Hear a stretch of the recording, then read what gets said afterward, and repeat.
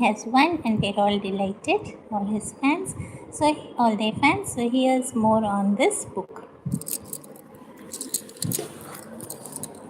So the foreword here by Don Bradman says that in 1934, so Donald Bradman says, this is actually a foreword from the book, an excerpt from it, and like a summaries of these are also available here. So what he says is, in this foreword, in 1934, he wrote what is a short instructional book on how to play cricket. So at that time, I was somewhere along the road of my international playing career. This ended in 1948 with certain interruptions brought about by illness, World War II, etc. I had by then been on the stage for 20 years. So in my judgment, that was long enough. So while my mental powers may still have been inadequate for the task, my muscles certainly were not.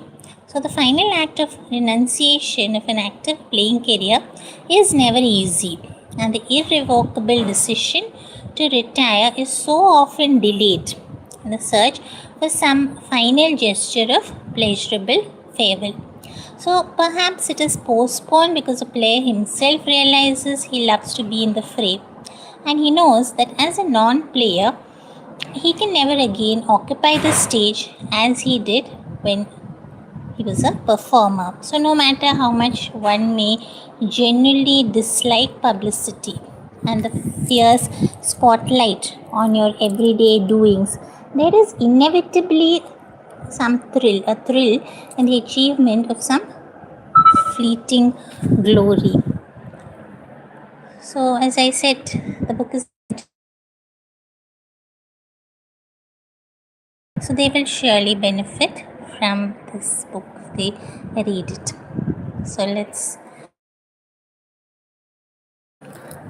So continuing with that, no matter how much one may genuinely dislike publicity and the fierce spotlight on your everyday doings, there is inevitably a thrill in the achievement of some fleeting glory.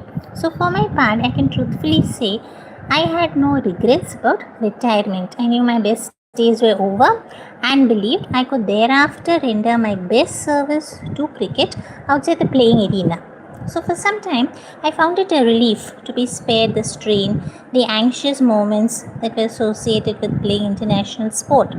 So at first, I resisted what was a natural impulse to put on paper my theories about how the game should be played, but eventually thought perhaps it was my duty so to do. Not briefly as in 1934, but at some length, and drawing upon the many subsequent years of experience. So I've tried faithfully to portray what are the many aspects of cricket as they appear to me. So during my playing career, I thought I had learned a great deal about the game. But humbly admit I have learned a great deal more since retiring, and I'm still learning. Indeed, I sometimes feel like the old English professional bowler who retired and took up umpiring.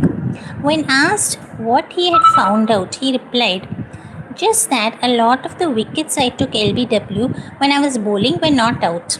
So when Sir Jack Hobbs made his 100th century, Prince Ranjit Singh Ji, then the Jam Sahib of Nawanagar, a marvelous batsman though he was, sent the Sari idol a souvenir that was inscribed from a humble student of the game. So he knew one man could never hope to absorb all there was to know about cricket.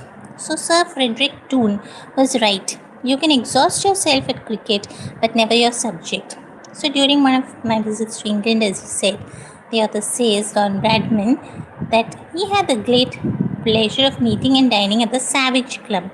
And this was with that distinguished author, orator, and a cricket lover also, A.A. Thompson. So he made a memorable contribution to cricket literature through such delightful books also.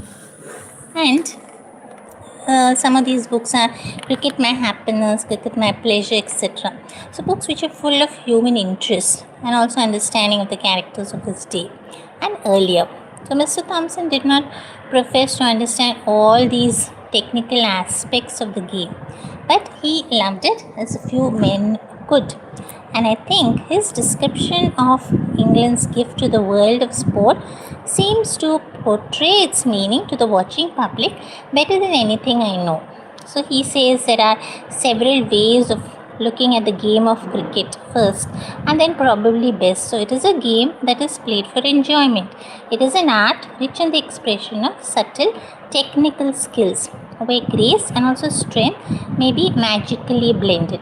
So it is a long picaresque romance, as you would say, as rich in comedy and character like Don Quixote or Pickwick Papers also. It is also a very fascinating form of controversy. So it is a spectacle. It is drama. Give me a minute, please. I'll just come back in a minute. I'll be with you in 2 minutes. Give me a moment. I think something has come.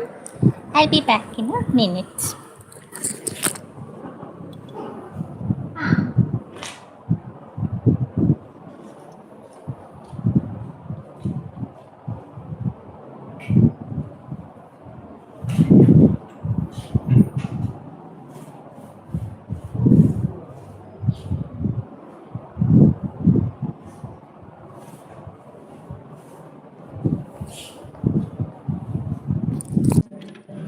To pick up. We'll end this one here and then we'll start off a new one, and it's easier to pick up from there.